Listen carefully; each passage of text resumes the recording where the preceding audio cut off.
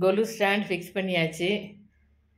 இது வந்து step by ஸ்டெப்பாக வரக்கூடிய டிஸ்மேண்டில் பண்ணக்கூடிய ஸ்டாண்டு. இங்கே பாருங்கள், நம்ம வேறு ஸ்டெப்பு கூட வச்சு இப்படி மாற்றி மாற்றி வச்சுக்கலாம். எத்தனை ஸ்டெப் வேணாலும் வச்சுக்கலாம். அட்ஜஸ்ட்மெண்ட்டு ஈஸியாக கழட்டி மாட்டுற மாதிரி இருக்கக்கூடிய ஸ்டாண்டு.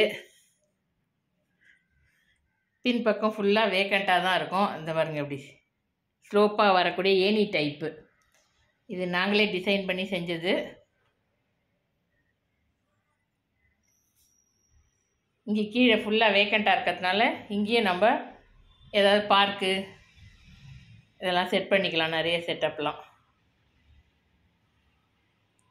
ஸ்டெப்ஸும் நிறைய மாற்றிக்கலாம்.